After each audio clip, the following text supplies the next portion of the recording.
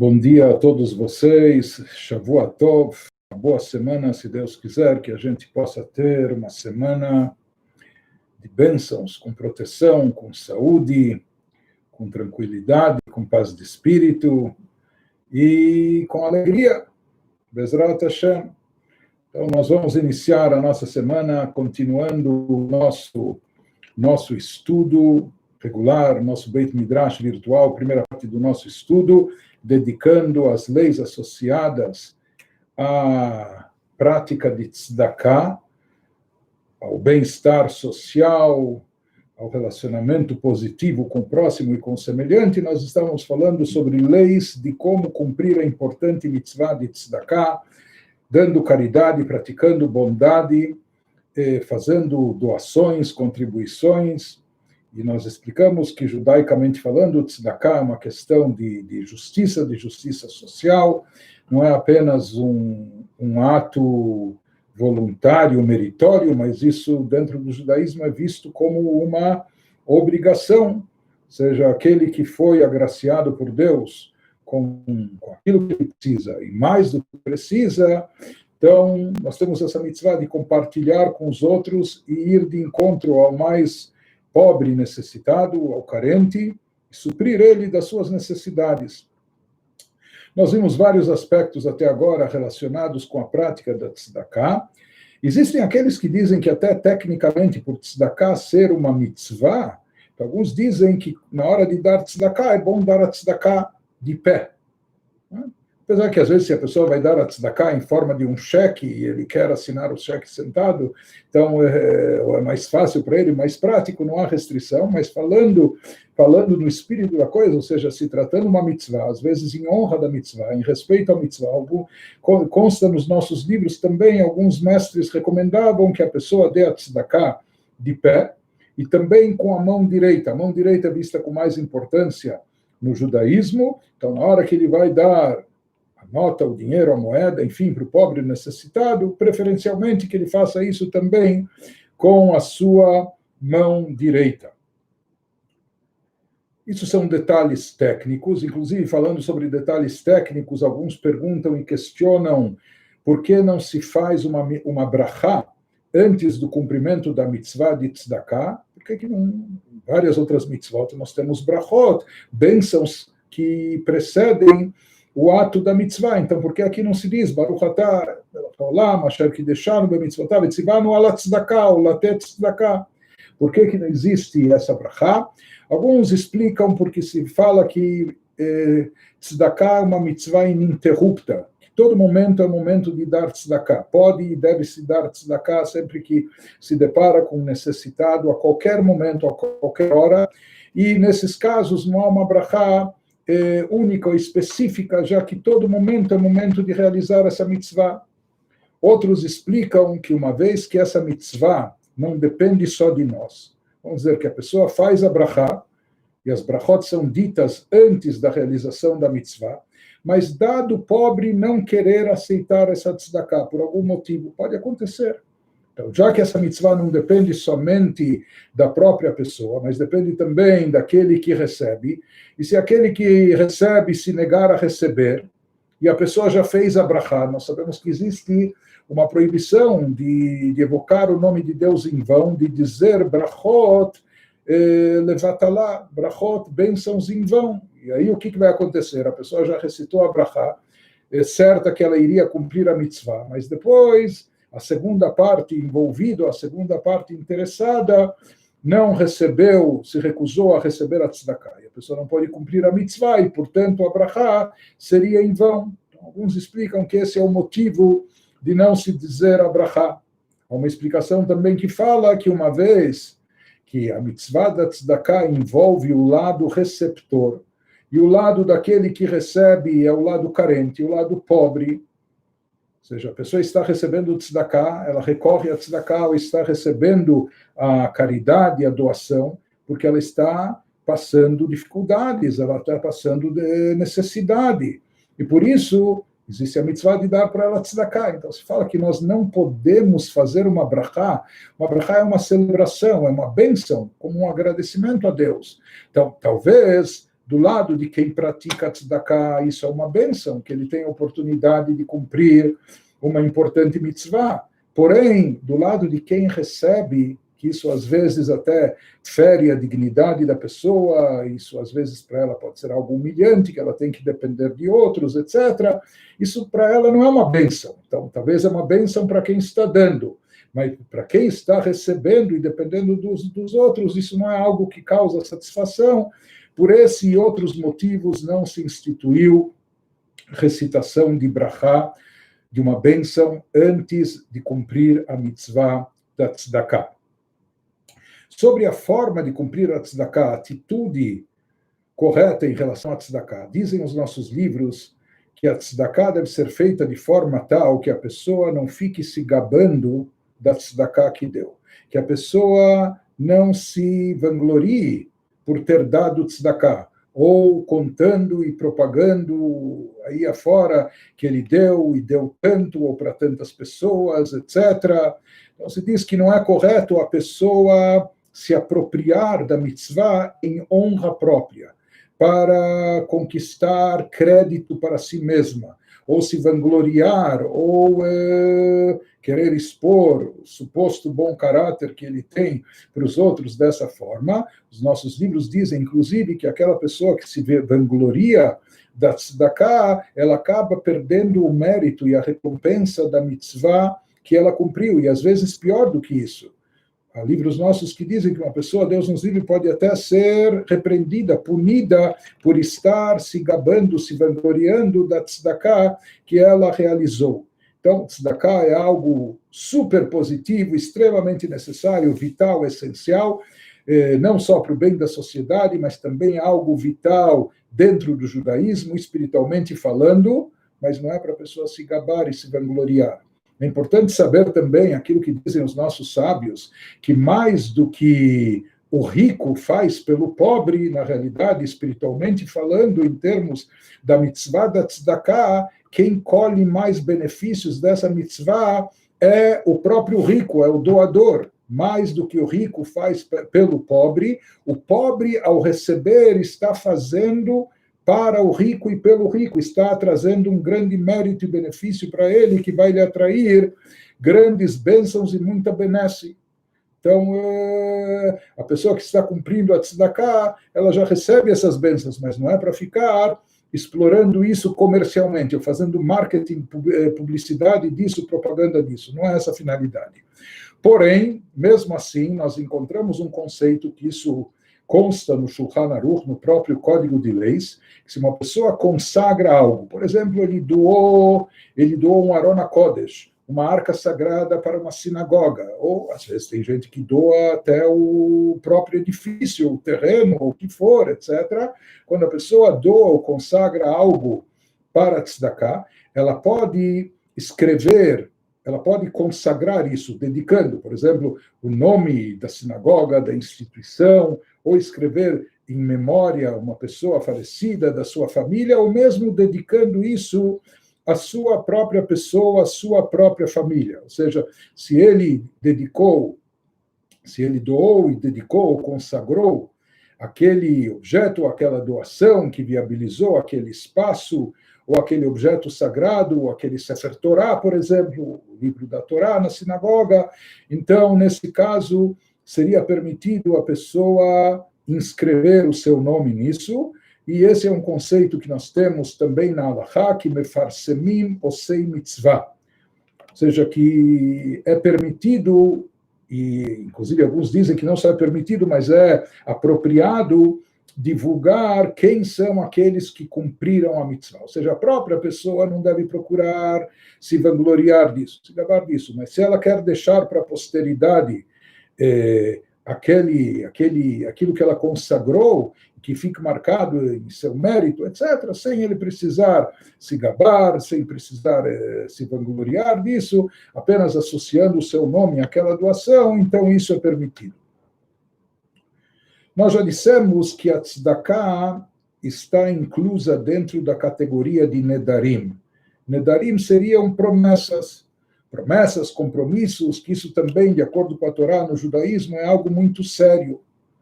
Por isso também nós sabemos, às vezes nós fazemos promessas de forma inadvertida, ou às vezes até sem perceber, ou às vezes nós assumimos um certo compromisso e acabamos nos esquecendo disso. Né? Por isso, antes das grandes festas, antes de Rosh Hashanah, nós temos uma cerimônia, um ritual de Atarat Nedarim, de cancelamento e anulação de promessas que a pessoa fez inadvertidamente, ou nem percebeu que estava assumindo, se comprometendo, ou que se esqueceu, etc. Ou até antes do início das rezas do Yom Kippur, na abertura do Yom Kippur, nós temos o Kol Nidrei, que também é uma cerimônia de anulação e cancelamento de promessas, etc. Ou seja, uma pessoa para poder, nesses momentos decisivos do nosso ano, da nossa vida, quando nós vamos ser julgados e quando o nosso futuro breve será definido, quando o nosso destino para o próximo ano será definido, esperamos para o bem, então nós precisamos entrar nesse ano com alma lavada, com alma limpa, e para isso é necessário não ter coisas pendentes. Por isso essas cerimônias de cancelamento, anulação de promessas, isso é mais para promessas inadvertidas ou esquecidas. Se uma pessoa fez uma promessa específica e por um motivo ou por outro, depois ela não tem condições, ela acha que não tem condições de cumprir ou se equivocou, então ela deve fazer uma consulta rabínica específica, expondo a questão e ver como se trata disso.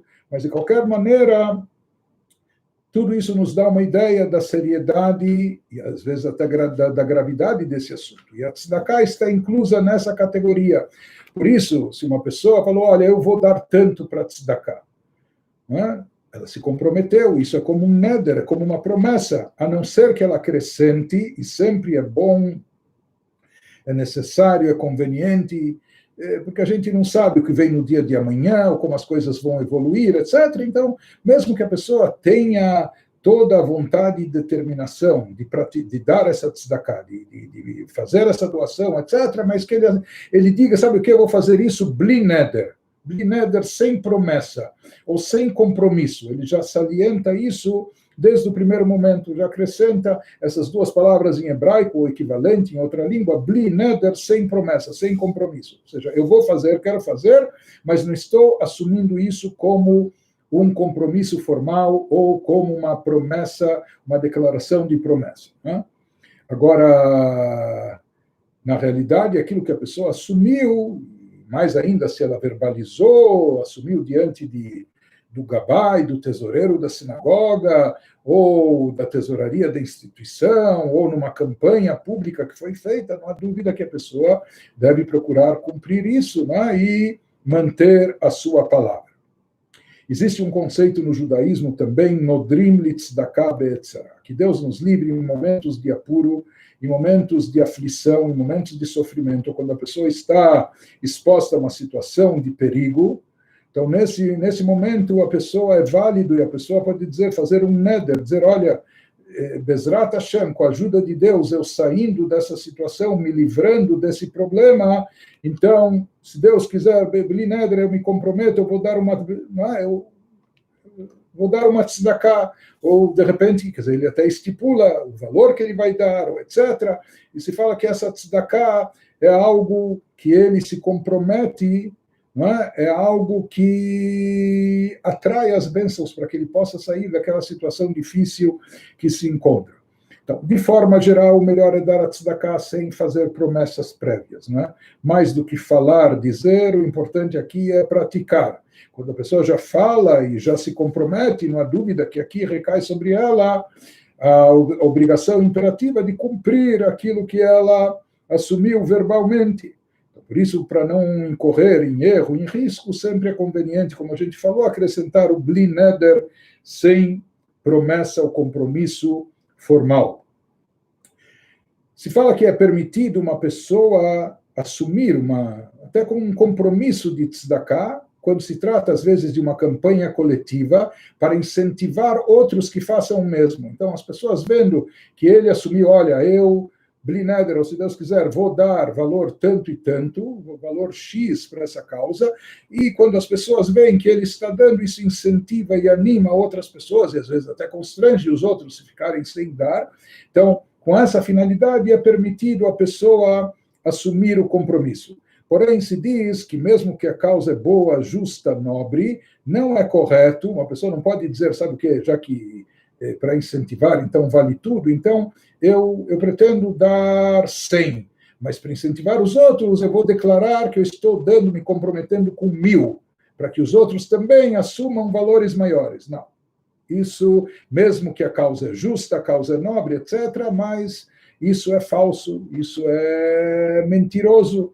E nós sabemos que no judaísmo temos que nos afastar ao máximo de mentira, falsidade, e os fins não justificam os meios. Portanto, para incentivar outros a darem, a pessoa pode publicamente assumir o compromisso, mas daquilo que de fato ela vai dar, sem exagerar os valores, ou seja, apenas dizendo que de fato ela pretende se comprometer. E nós já dissemos sobre a questão de alguém que não verbalizou, mas ele pensou consigo mesmo. Quando estavam fazendo a campanha, ele pensou consigo mesmo, ou seja, aqui se trata que a pessoa pensou em dar tzedakah para uma causa específica e, eventualmente, ela já pensou também num valor específico. Então, nisso existe uma discussão nos nossos legisladores, no próprio Shulchan Aruch, se o compromisso em pensamento já compromete a pessoa, se isso é considerado já como um neder, uma promessa, um compromisso, ou uma vez que a pessoa não verbalizou, ela está isenta ainda de cumprir isso. Isso não é um compromisso que incide totalmente sobre ela.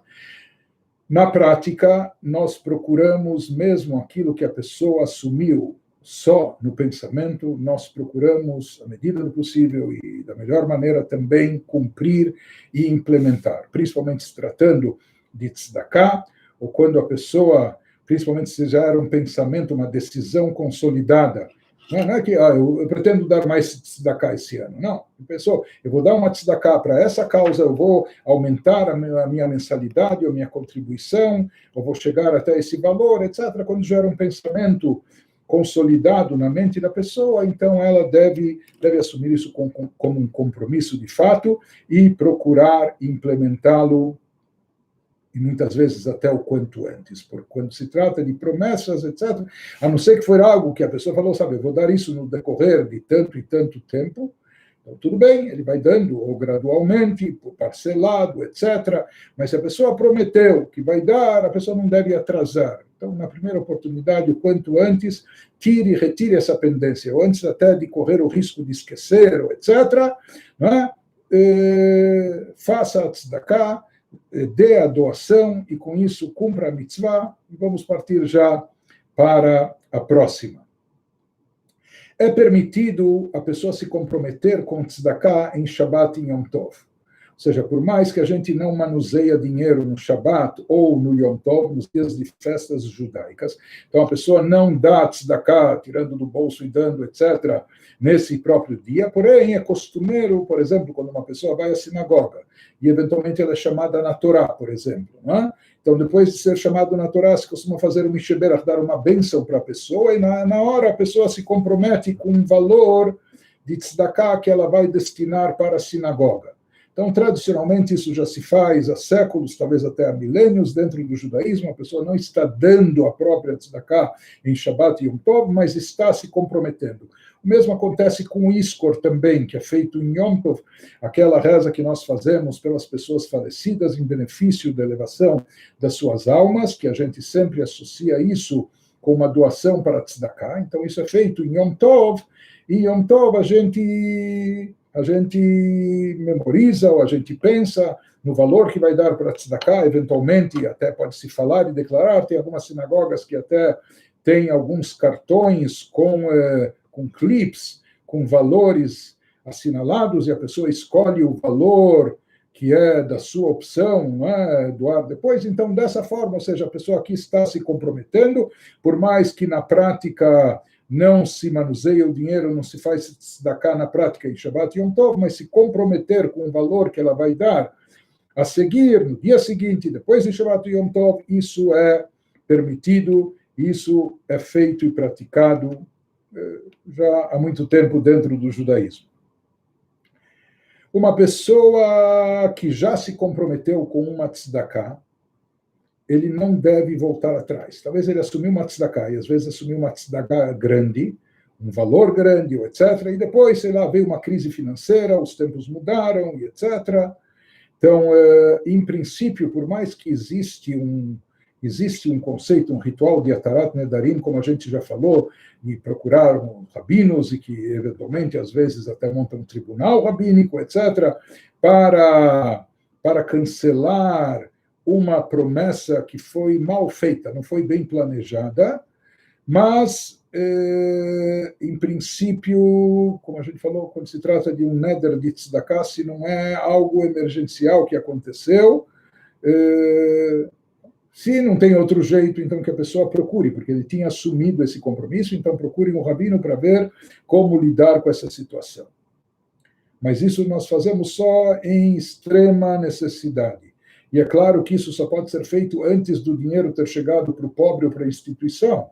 Se esse dinheiro já foi dado para o tesoureiro, já chegou nas mãos da instituição, uma pessoa não pode pleitear, sabe o quê? Eu não sabia que ia ter esse baque financeiro, etc., então eu quero o dinheiro de volta. Então, isso não existe. Não é? Uma vez que já foi dada a tzedakah, inclusive até se diz, Deus nos livre, que uma pessoa nunca deve se arrepender de mitzvot que fez e praticou, porque se a pessoa se arrepende da mitzvah, ela perde o mérito e a recompensa dessa mitzvah.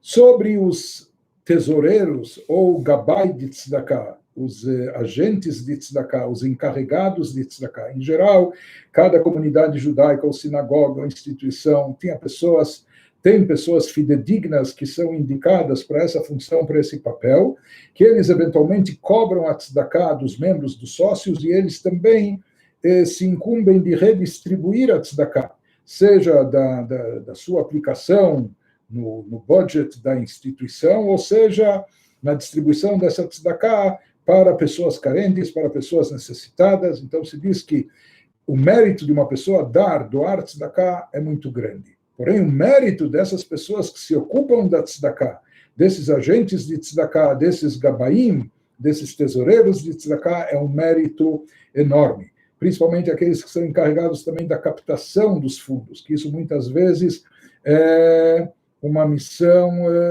não muito simpática e agradável, e etc., né? Ir pedir das pessoas, cobrar das pessoas, etc., mas no final das contas, esses agentes de tzedakah, esses tesoureiros, eles acabam sendo pessoas mezakei arabim, que trazem benefício e mérito para todo o público, e com isso eles mantêm as instituições, com isso eles mantêm famílias pobres e necessitadas, e por isso se diz também que o mérito deles é imenso, e é um mérito que paira sobre eles por gerações, beneficia não só eles, mas também as suas descendências, as gerações futuras.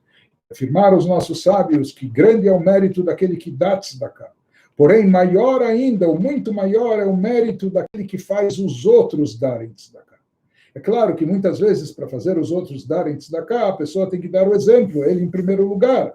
Mas, além disso, mesmo que a pessoa já deu, levar os outros, motivar os outros, e às vezes tem que pressionar um pouco, apertar um pouco o outro, né, para que ele também ponha a mão no bolso, para que ele também seja generoso. Então, o mérito daqueles que fazem os outros darem, né, que induzem os outros a cumprir a mitzvah, é maior do que os próprios que dão também. Por isso se diz que para nomear uma pessoa para essa função, esse papel, nós temos que saber que são pessoas altamente confiáveis, pessoas idôneas, pessoas respeitosas, respeitáveis, pessoas queridas pela comunidade, né? E que assim elas vão poder desenvolver esse trabalho, essa missão sagrada com mais eficácia. Tem que saber nomear as pessoas adequadas para esse cargo de confiança, para esse cargo tão importante que tanta coisa depende disso, da arrecadação desses fundos. Se tratando de caixinhas ou cofrinhos de tzedakah, nós podemos dizer que nós temos dois tipos.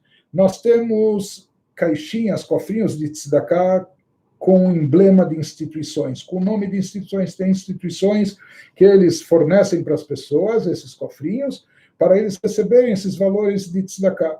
Existem caixinhas de tzedakah que você compra em lojas judaicas, né, que é uma caixa de tzedakah, e você vai escolher depois o destino, quando ela foi preenchida, você vai escolher para onde destinar, para qual instituição, para qual pobre você vai dedicar aquele valor, aquela quantia que lá se acumulou.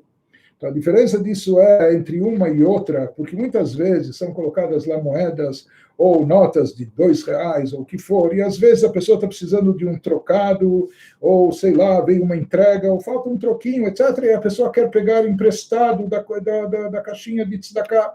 Então se diz, se aquela caixinha, se aquele cofrinho de tzedakah é de uma instituição, na hora que você já colocou a moeda ou a nota dentro daquele cofrinho, você não pode retirar mais, nem emprestado.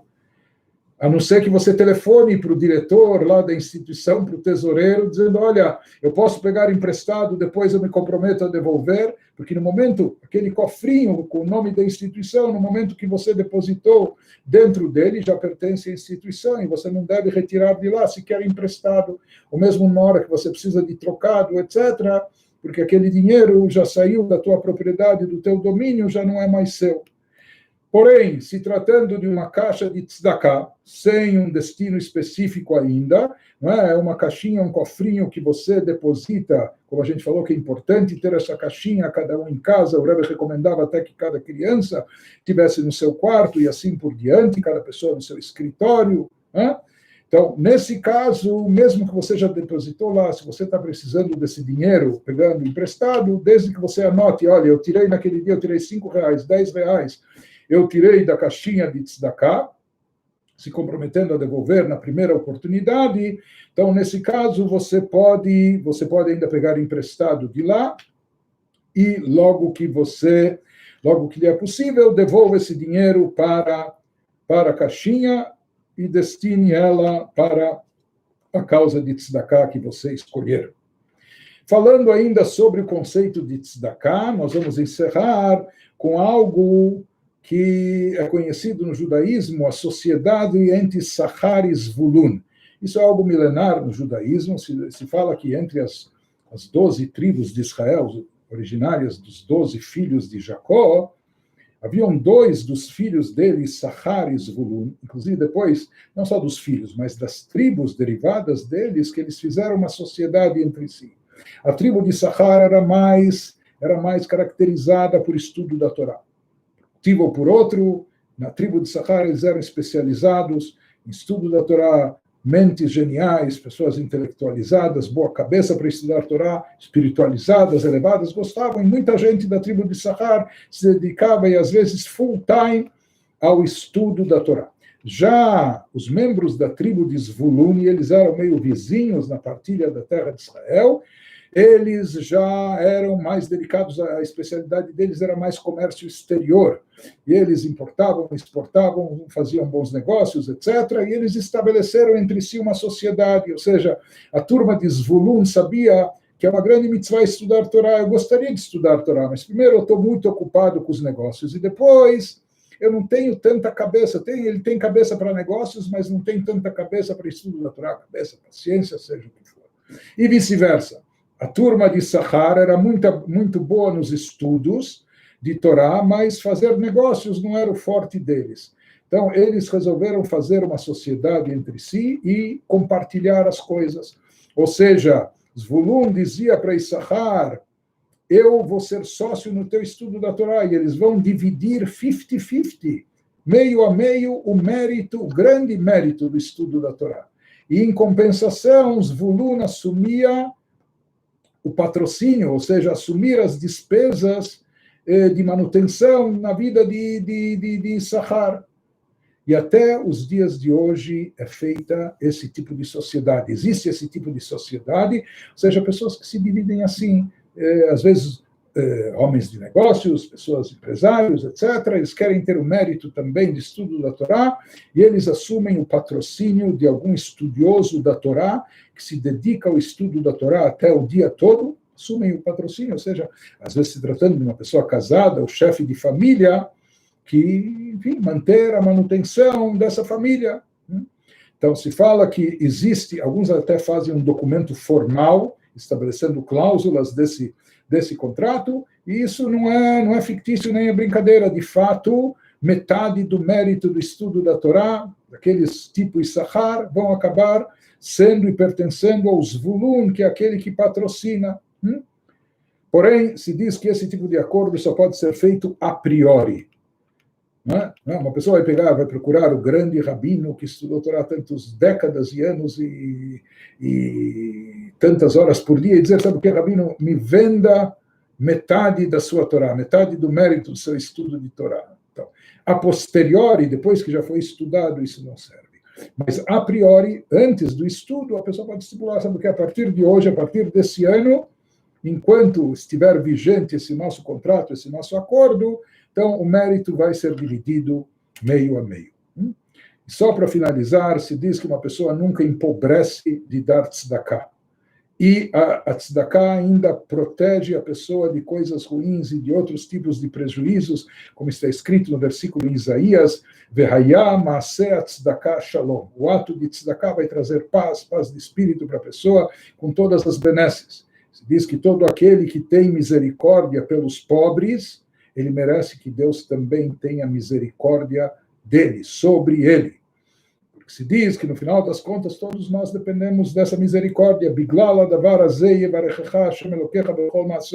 E se diz que, por mérito dessa piedade que a pessoa expressa através da tzedakah, Deus irá abençoá-lo, abençoar aquele que dá tzedakah em todos os seus atos. A tzedakah também tem o poder de anular e cancelar maus decretos, e salvar a pessoa até da morte, trazer a ela longevidade. Assim está escrito, tzedakah tatzil mimavet, falou o rei Salomão no livro de Provérbios, que a tzedakah salva da morte. E todo aquele que está acostumado a dar tzedakah com frequência, ele acaba também merecendo uma família bonita, uma descendência que lhe proporcione satisfação e orgulho, e tudo isso com abundância, com fartura. Mais do que isso, também se diz que o povo de Israel será redimido apenas pela tzedakah. Tzion bemishpat tipadeh veshavea bitzedakah. Nós vamos retornar todos para Tzion, a redenção final virá pelo mérito da mitzvah de tzedakah, ou seja, todas as mitzvot aproximam a redenção, mas especialmente a mitzvah da tzedakah. Na próxima vez nós vamos concluir esse assunto, se Deus quiser, falando de algo específico, além da tzedakah, ou dentro da tzedakah, que é o conceito de maaser, de dízimo. E separar um dízimo, 10% dos ganhos, dos lucros da pessoa, destinando isso para a caridade. Então, isso, se Deus quiser, na próxima ocasião, nós vamos tratar desse assunto. Agora, seguindo com o nosso assunto de teshuvá e alegria, ou seja, que nós estávamos vendo a presença da alegria dentro do judaísmo, em todas as mitzvot, Ivdu et Hashem besimcha, sirvam a Deus com alegria, no serviço divino, espiritualidade. Nós vimos a alegria como decorrência da confiança em Deus, etc. E agora nós estamos vendo a necessidade, a possibilidade, em primeiro lugar, e depois, de acordo com o Hassidismo, até a necessidade da presença da alegria até no processo de teshuvá, no processo de penitência, arrependimento, de volta e retorno a Deus. Então, nós estamos falando sobre isso na vez passada, e dissemos, já que a alegria é tão importante, é fundamental em todas as mitzvot, todos os preceitos, quando cumprimos todo e qualquer preceito, devemos fazer isso com alegria, uma vez que está escrito, sirva a Deus com alegria. Quanto mais, explica a Hassidut, a alegria tem que estar presente na mitzvah da teshuvá, na mitzvah de retorno a Deus. Por quê? Porque essa mitzvah da teshuvá, ela é mais elevada que todas as outras mitzvot. Por que ela é mais elevada que todas as mitzvot? Como nós sabemos? Porque ela tem o poder de retificar, consertar e compensar todas as outras mitzvot.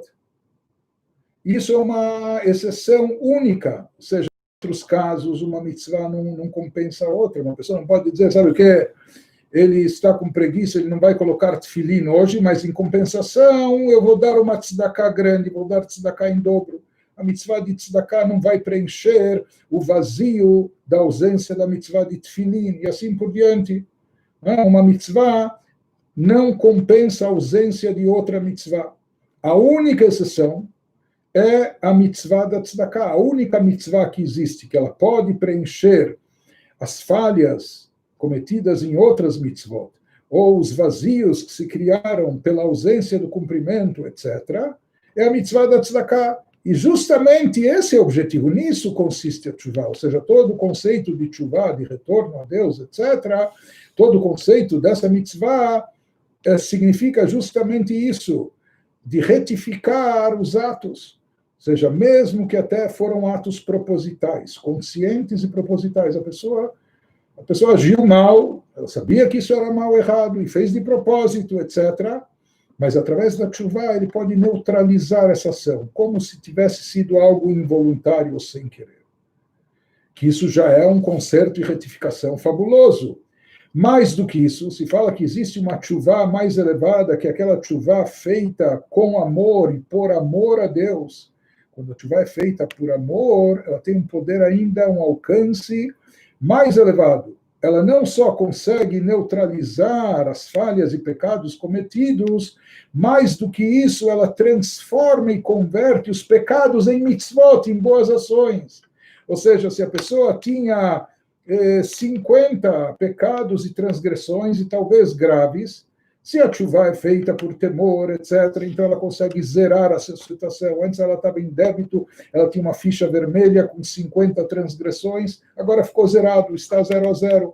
Porém, se a teshuvah é feita com amor, não só que ele consegue zerar, apagar o seu débito moral para com Deus, para com o Criador, mais do que isso, ele é acreditado, ele passa a ter 50 mitzvot, uma coisa fabulosa, uma alquimia. Ele transforma lixo, excremento em ouro. Ele consegue transformar as transgressões, pecados em mitzvot, em boas ações. Por isso se diz, se todas as mitzvot se exige alegria, a mitzvah de tzedakah, que tem esse alcance extraordinário, que tem esse efeito fabuloso, então quanto mais ela deve ser feita com alegria. Ou seja, é uma mitzvah maior que as outras, que tem o poder de compensar, retificar o que faltou nas outras. E aqui se expressa também o grande amor de Deus por nós, que nos deu essa oportunidade, sempre nos dá essa chance adicional. Por isso o Rebbe diz, aqui de tudo isso nós entendemos o quão grande deve ser a alegria presente na mitzvah de teshuvah. Porque, em geral, todas as outras mitzvot são dadas para alguém que está no caminho reto, no caminho certo, que está caminhando dentro do caminho como deve ser, fazendo bem, praticando o que é certo, etc. Não é? E mesmo assim, pega uma mitzvah de tefilin, que nós demos como exemplo. Ou seja, Deus escolheu, por algum motivo, pegar um couro animal, um couro que é o mesmo couro do qual a gente confecciona um calçado, o mesmo couro que se faz um sapato, e disso fazer um tefilin, um pergaminho para mezuzá ou até para o Sefer Torah. Então, na verdade, aqui Deus está fazendo para nós um favor, ou seja, que Ele está baixando a sua divindade até o plano físico e terrestre, em algo material, como um couro animal, para transformar isso em santidade.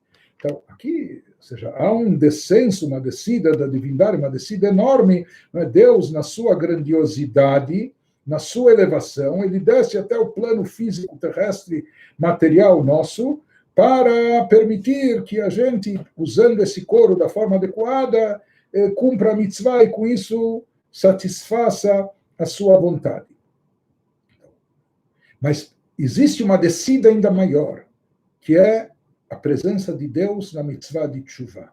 No caso da teshuvah, do arrependimento e volta a Deus, aqui está se tratando não só de pegar um couro animal, que é o mesmo couro do sapato, e fazer dele um pergaminho para a Torá. Não, se trata de uma pessoa que já caiu muito baixo e muito fundo.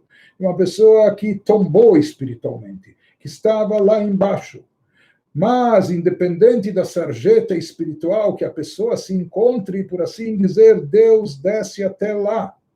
estendendo a ele a mão, dizendo, você não precisa ficar aí onde você está, e não importa o quanto você desceu, o quanto você afundou nessa areia movediça, eu te estendo a mão para te tirar daí, possibilitar um resgate, uma elevação.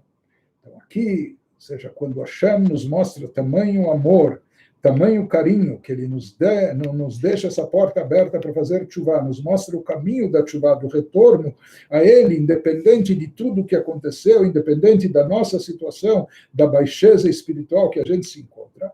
Então, isso deve nos encher de alegria e de satisfação, que nós fomos contemplados com essa oportunidade fabulosa, com essa chance maravilhosa que ele nos dá de se recuperar, de se resgatar.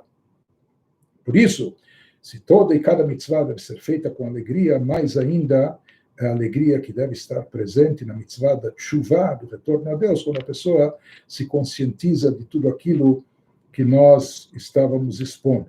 Por mais que existe o lado amargo na tshuva, lado de amargura. Por quê? Porque, como nós falamos, faz parte do processo de tshuva, um inventário pessoal, um balanço pessoal sincero. Ou seja, a pessoa tem que se conscientizar dos erros cometidos, tem que se arrepender deles. A pessoa só vai se arrepender, de fato, se ela souber reconhecer as suas falhas e não camuflá-las, não disfarçá-las, mas inclusive assumir a gravidade dos erros cometidos e assumir a responsabilidade. Isso não é uma coisa simples, isso é uma coisa que mexe com a nossa estrutura, abala a nossa personalidade, não é? De repente ter que assumir, de fato, muitas vezes a gente quer ignorar, a gente não quer, a gente culpa os outros, as situações, as circunstâncias.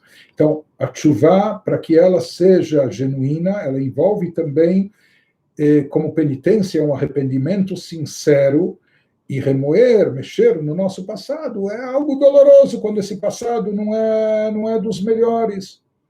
Porém, o Rebbe diz e insiste, assim explica a Hassidut, que junto, aí vem essa ambivalência, na tshuva existe esse inventário, existe esse arrependimento, existe essa amargura, mas junto com isso tem que haver também esse movimento de alegria, tem que haver um direcionamento para a alegria, e não é algo contraditório.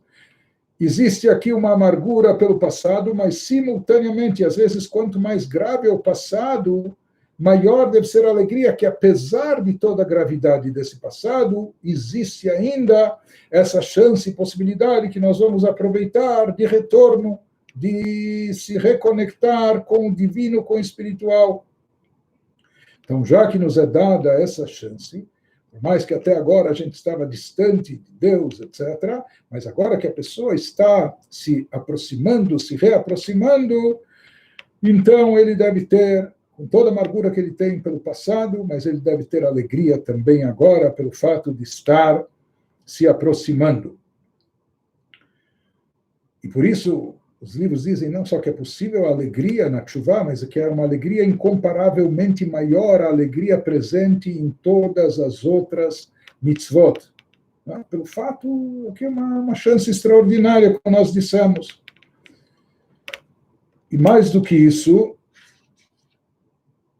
se fala que essa alegria ela tem que estar presente tanto durante a tshuva, até no período, enquanto não é que a pessoa já chegou lá, ele ainda está em processo de retificação, de conserto, mas já aí já ter alegria. E também, é claro, depois da tshuva, ou seja, quando ele já fez a tshuva, apesar que a gente tem que fazer tshuva a vida toda, não é? Mas mesmo quando ele acha que já chegou lá, mais ainda, então ele tem que ter alegria, tem que ter satisfação, não é? Por essa oportunidade que lhe foi dada e foi aproveitada. Continua o Rebbe e nos diz a respeito desse assunto, isso a gente já explicou, que o Zohar fala que cabem as duas coisas no coração da pessoa. Há um choro, um pranto nesse lado do coração, pelos pecados, etc. Mas Hedvá, existe do outro lado do coração, simultaneamente, a alegria por estar corrigindo essas falhas, por estar retificando, por estar se recuperando. E se fala que a mitzvah da tzedakah, desculpe, a mitzvah da tshuva, sendo uma mitzvah feita com alegria, sobre a alegria se diz que simcha poretzet geder, a alegria é algo que rompe barreiras. E no caso da tshuva, ou seja, quando a alegria está presente na tshuva, então várias barreiras e entraves que existem em função da necessidade de fazer tshuva. Por que a pessoa está fazendo tshuva? Porque ela cometeu vários erros, e talvez esses erros foram reincidentes, e talvez eles se tornaram até um vício de pensamento, vício de comportamento, de atitudes, etc. Isso causa limitações na pessoa. Ou seja, ela estava tão acostumada com essas ações, etc., que fica difícil de se livrar e de se libertar. Mas assim como se fala que a alegria é algo tão intenso, e através de alegria se rompe barreiras, dentro do processo da tshuva também a alegria tem esse poder de romper essas barreiras internas, as barreiras pessoais, individuais, que cada um de nós tem, desenvolve em função das falhas, dos escorregões. Então, a alegria aqui no processo da tshuva também é muito eficaz e ajuda a romper essas barreiras internas e a pessoa conseguir superar todas as próprias limitações, conseguir se superar, transcender e realizar com sucesso a sua tshuva. Para isso, ela tem que ser feita com alegria. Conforme o Rav Shneur Zalman, assim traz o Rebbe, conforme o primeiro Rebbe explica no Tânia, que não há alegria maior do que aquela pessoa que estava aprisionada, aquela pessoa que foi sequestrada, e quando ela consegue, quando finalmente ela é resgatada, quando ela é liberada do cárcere, etc., imagina a alegria dessa pessoa, que agora ela voltou, retomou a liberdade, etc. O mesmo acontece com cada um de nós em relação à nossa alma, à nossa espiritualidade. Antes da tshuva, nossa alma divina estava sequestrada, por assim dizer. Nossa espiritualidade estava encarcerada, estava presa. Nós temos uma centelha divina dentro de nós, mas isso estava algemado, estava preso, né? Então não há alegria maior do que uma pessoa que obtém a sua liberdade. E nisso consiste também, espiritualmente falando, esse é o princípio da mitzvah de tshuva. Ou seja, até mais do que as mitzvot e masim tovim. Fazer, praticar boas ações, cumprir os preceitos, isso é bom e positivo, mas em termos de alegria, tshuva expressa algo muito maior. Porque a pessoa que faz boas ações, talvez ontem ele fazia menos, ou não estava fazendo, hoje ele está fazendo, isso tem que causar satisfação e alegria. Porém, isso é incomparável à alegria causada pela tshuva de alguém que estava encarcerado, aprisionado, sequestrado, em termos espirituais, em termos da sua alma, e ele se vê agora liberado. Isso é algo incomparavelmente maior, superior, em termos de alegria, acima de todas as outras mitzvot. E o Rebbe recomenda a pessoa meditar e refletir sobre isso para, de fato, implementar, colocar em prática essa alegria no processo da tshuva. O Rebbe também escreve para uma outra pessoa dizendo, já que tshuva envolve um inventário pessoal, fazer um balanço pessoal da nossa vida, do nosso passado, etc. Enfim, o ano que passou, mais tempo. Então, é claro que para se tomar as decisões e as atitudes certas, o inventário tem que ser transparente. Ou seja, se nós fazemos um balanço pessoal, esse balanço tem que lançar os dados corretos sobre isso. Né? E só a partir daí nós vamos poder, se fosse um negócio, uma loja, uma empresa, então só se os dados no balanço estiverem apurados, corretos, é que nós vamos poder traçar uma estratégia adequada, né? Um business plan para o futuro e etc. Em termos espirituais também, para a coisa funcionar e dar certo, os dados têm que estar claros e transparentes. Por isso, por um lado, a pessoa não deve se exceder, exagerar nos seus próprios méritos, achando nas suas qualidades, etc. Não, tem que ser realista, saber, eu tenho qualidades, mas elas são limitadas, etc. Mas, ao mesmo tempo, salienta o Rebbe, uma pessoa não pode e não deve exagerar também nos seus defeitos e nas suas falhas. A pessoa não deve exagerar demais nas falhas, transgressões, porque aqui se incorre no risco da pessoa até se autocondenar, da pessoa se autorrotular. Não, eu sou um fracasso, eu não tenho esperança. Isso é a armadilha, a estratégia do Yetzer Hara, da inclinação negativa, para desanimar a pessoa, para desenganá-la e levá-la ao Yeush, a desistência, entregar os pontos. Então, o Rebbe diz, a pessoa não pode exagerar no lado das falhas, tem que fazer um balanço, mas com cuidado para não ficar se aprofundando nas falhas, transgressões, para que isso não leve a pessoa a desistir de tudo, Deus nos livre. Que isso é o que enfraquece a pessoa na sua decisão de querer melhorar e aprimorar. O Yetzer Hara vem e se diz a pessoa, não, você chegou tão fundo e tão longe, você não tem mais esperança, não dá para voltar de lá. Você não vai começar nessa fase da vida a querer mudar ou consertar e retificar, não, já não dá, e etc. Isso que o Yetzer Hara, isso que o mal quer obter de você, quer te paralisar e evitar que você cresça e evolua. Então, na realidade, dentro do judaísmo não há nada que impeça a tshuva. E a tshuva, nada resiste a tshuva. A tshuva resolve, pode resolver, desde que feita de forma sincera, qualquer assunto e qualquer situação. E o principal é a pessoa, inclusive, até não se permitir cair nesse yeush, nessa sensação de abandono, de autoabandono, de desistência. Não, porque uma coisa é, às vezes, os outros rotulam a pessoa. Isso diminui a sua autoestima, diminui a sua autoconfiança, mas às vezes pior do que isso. Pior do que quando os outros dizem, você não é capaz, isso não é para você, etc. Às vezes, muito pior é quando a própria pessoa diz isso para si mesma. Quando a própria pessoa está se autolimitando. Né? Às vezes isso é o mais grave, isso que causa essa desistência, abandono, deixa assim, não dá mais, etc. Então, o Rebbe nos diz que tshuva tem que ser feita por isso, para evitar esse tipo de atitude, para evitar esse tipo de reação. Então, na tshuva tem que haver arrependimento, e até um arrependimento profundo pelo passado, e esse arrependimento vai levar a uma decisão firme de não reincidir no futuro, ou seja, esse arrependimento vai conduzir a pessoa a mudanças de fato daqui em diante. E para isso tem que haver esse balanço pessoal, esse inventário pessoal, mas o Rebbe enfatiza aqui algo importante. Na hora de fazer esse balanço, você tem que lembrar não só o lado negativo, mas também as tuas qualidades, tuas virtudes, tua capacidade, etc. Mas o Rebbe salienta algo. Nós temos que nos lembrar que aquilo que é bom, o bom e o sagrado, conforme a nossa Torá, que é a Torá da vida explica que isso é bom e é sagrado, etc., isso é perene, isso é eterno, e isso não tem como ser anulado. Por quê? Porque isso é bom, isso é o que Deus gosta, isso é sagrado, isso é com o qual Deus se identifica, e Deus é eterno, indestrutível, etc. Então, o lado bom é perene e eterno. E de lá vem todas aquelas motivações que nós temos na alma, ou seja, derivadas da centelha divina que nós temos dentro de nós, etc.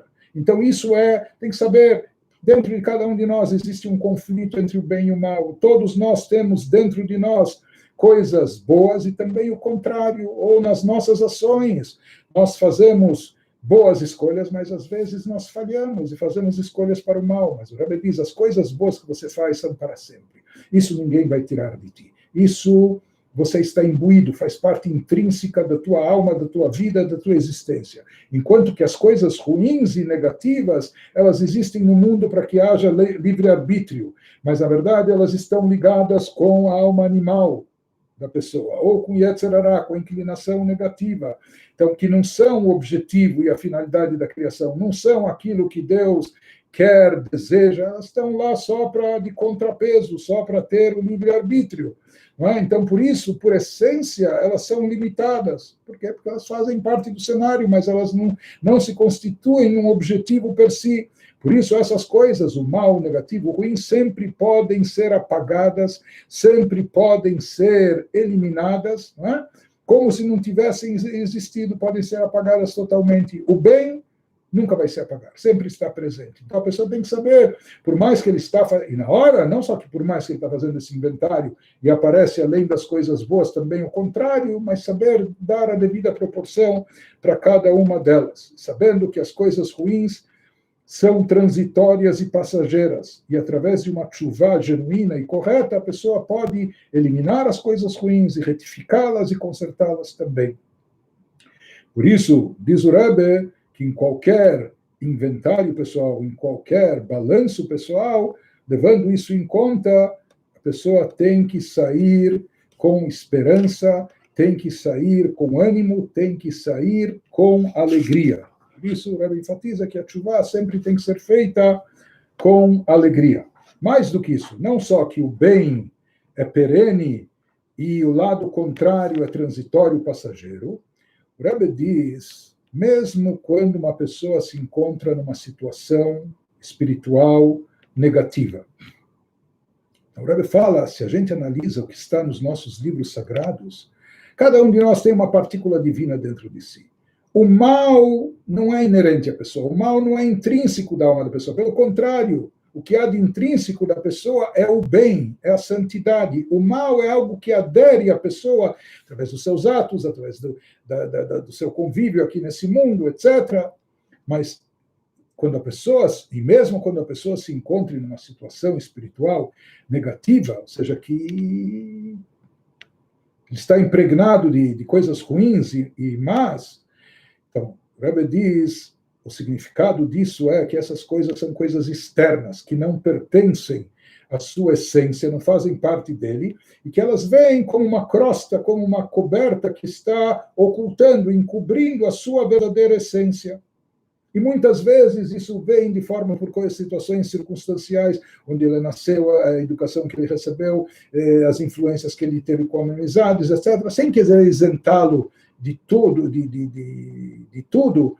É claro que a pessoa sempre tem uma responsabilidade, mas a pessoa às vezes foi levada, induzida ou caiu nisso, etc. Na maioria das vezes, hoje em dia, as pessoas já nascem no mundo numa situação tal que são como crianças perdidas, que não receberam a devida educação dos próprios pais para poderem seguir no caminho certo, no caminho ideal. Por isso, quando se trata de fazer tshuva, né, e mesmo, inclusive a tshuva, no seu plano mais elevado, aqui não se trata, salienta o Rebbe, não se trata de criar algo novo dentro da pessoa. Muito pelo contrário, a tshuva só vai fazer, revelar aquilo que você é de fato. Através da tshuva você vai resgatar o seu verdadeiro eu, porque todas as coisas más e ruins, você pode pensar, puxa, mas eu estou cheio disso, impregnado nisso, estou viciado nisso, mas isso são coisas externas, são coisas de fora, que vieram, aderiram, mas isso não é você, não é a tua essência. Pelo contrário, a tua essência é boa, a tua essência é o bem. Então, aqui você não precisa criar, você não tem que se reinventar, criar uma nova pessoa, você só tem que se redescobrir, você só tem que resgatar o seu verdadeiro eu, voltar à sua real e verdadeira existência, aquilo que realmente você é, que na essência você é bom, todos nós temos esse lado bom na nossa essência, que esse é o lado que prepondera. Por isso se explica que é possível, e não só é possível, é recomendável, é necessário que a tshuva seja feita com alegria e com prazer, porque já que a tshuva, o que é? O bom filho, a casa retorna, o lar volta, nós também com a tshuva estamos voltando, não é um processo doloroso, pelo contrário, nós estamos voltando a ser o que nós realmente somos. Então nós vamos se sentir à vontade, confortáveis, isso tem que trazer à pessoa alegria e satisfação muito elevada, e por mais que talvez a pessoa esteve muito afastada e distante ou durante muito tempo, etc., mas ainda deve ser grande a sua alegria agora que ele tem a possibilidade de voltar, de retornar, de se redescobrir, etc., não é? Então, tudo isso é motivo de alegria dentro do processo de tshuva, e por isso nós devemos ter alegria em todos os momentos, do serviço a Deus, em todos os momentos do judaísmo, também na tshuva e quem sabe até principalmente na tshuva. Então que nós possamos seguir e continuar com alegria e que essa alegria esteja fazendo de forma intensa parte da nossa vida e tenhamos somente alegrias e boas notícias, se Deus quiser. Até a próxima, se Deus quiser, na terça-feira de manhã. Tudo de bom.